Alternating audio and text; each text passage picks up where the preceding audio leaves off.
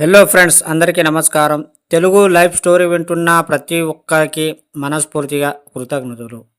Money మంత్ర 2 episode 31. మీలోని ఆత్మవిశ్వాసం సన్నగిల్లిందా? మీరు విజయాన్ని సాధించలేకపోతున్నారా? ఎవరో ఏదో చేస్తారని ఆశతో ఎదురు చూస్తున్నారా?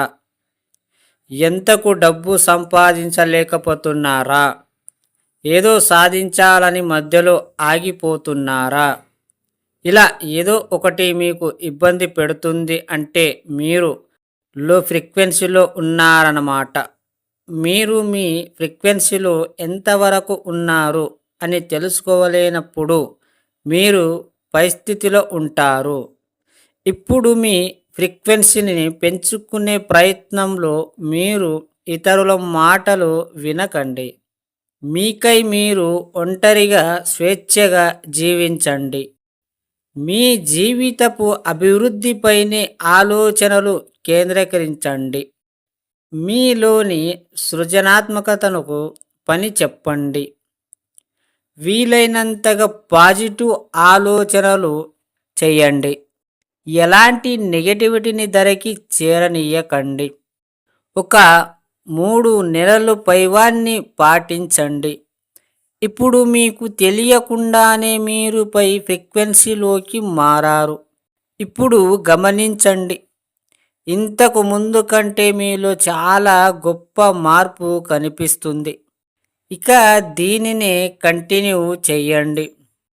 ఇప్పుడు మీకేం కావాలో స్పష్టంగా నిర్ణయం తీసుకోండి.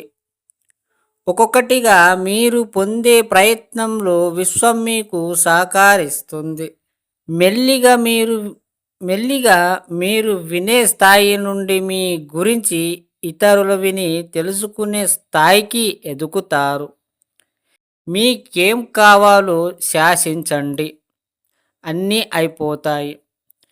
మీరే ఒక చక్రవర్తిలా ఆర్డర్ చేస్తూ మీ సామ్రాజ్యాన్ని పరిపాలించడం జరుగుతుంది. మీరు ఏదైనా ఒక పని చేసేటప్పుడు కావచ్చు, లేదా ఏదే ఒక సమస్య వచ్చినప్పుడు మిమ్మల్ని మీరు అర్థం చేసుకొని, మిమ్మల్ని మీరు క్వశ్చన్ వేసుకొని, మిమ్మల్ని మీరు అనుభవం తెచ్చుకొని ఒంటరిగా ఉండి ఆలోచించండి. కానీ ఇతరులకు అడిగినప్పుడు ఎక్కువ చెప్పే సమాధానం నెగటివ్సే. సో ఆ నెగటివ్ మీరు విని నీకు ఉన్న పాజిటివ్ మైండ్ అంతా ఖరాబ్ అవుతుంది. సో ఎక్కడ కూడా సొంతంగా మీ ఆలోచన తీసుకోండి. మీ జీవితం మారుతుంది. కేవలం మీరు చేయాల్సింది ఊహించడం అంతే. మీలోని మీకు ఆత్మవిశ్వాసం ఎంత నమ్మకం ఉంటుందో అంత మంచిగా ఉంటుంది.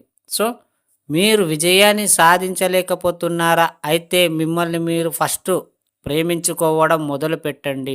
ఆ తర్వాతనే మీకు ఒక్కొక్కటిగా మీకు అది గైడెన్స్ ఇస్తుంటే దాన్ని చెప్పిన మాట వినండి. అర్థమైందా ఫ్రెండ్స్? ఈ స్టోరీ విన్న ప్రతి ఒక్కరికి మనస్ఫూర్తిగా కృతజ్ఞతలు.